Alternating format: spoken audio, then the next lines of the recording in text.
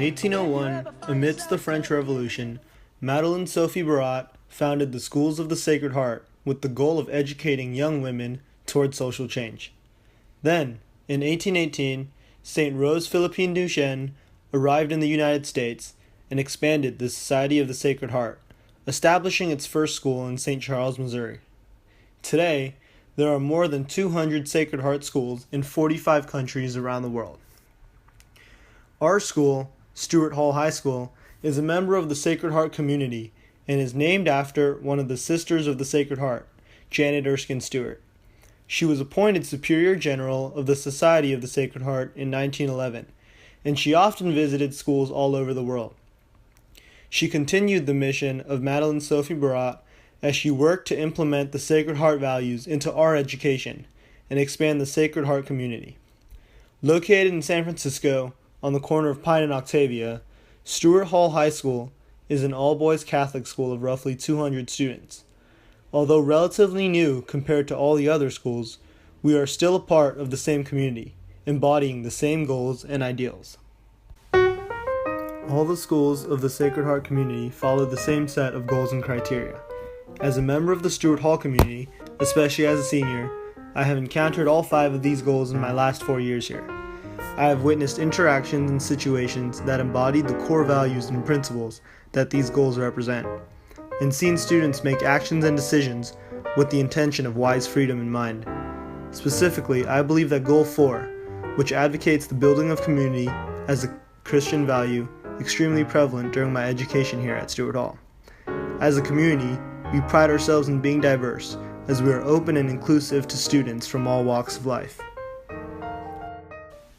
According to Byron, how we organize our society in economics and politics, in law and policy, directly affects human dignity and the capacity of individuals to grow in community. By association with others, in families and in other social institutions that foster growth, protect dignity, and promote the common good, human persons achieve their fulfillment. The Schools of the Sacred Heart, as a Catholic institution, serves to fulfill the goals of Byron's principle of association. It exists to foster the growth of its students, especially the young men here at Stuart Hall, and promote our education so that we may become contributing members of society. One of my personal experiences that I believe connects to Goal 4 is the junior retreat at YMCA Point Bonita. The quality of the interactions between the young men throughout the bonding experience was, I believed, the manifestation of Goal 4. One of the criteria for Goal 4 is a safe and welcoming environment wherein which each person is valued, cared for, and respected. I believe that during our time on the retreat, we were able to really open up to one another without fear of judgment. This was especially true during a special ritual called grocking. In this activity, we poured water for our classmates to symbolize the purity of our relationships and acknowledge our brotherhood.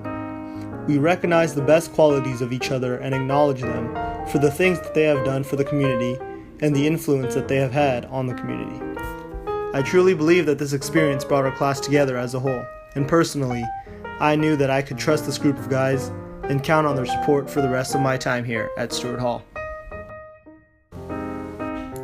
Hence, society must not only be well ordered, it must also provide men with abundant resources. This postulates not only the mutual recognition and fulfillment of rights and duties, but also the involvement and collaboration of all men in the many enterprises which our present civilization makes possible.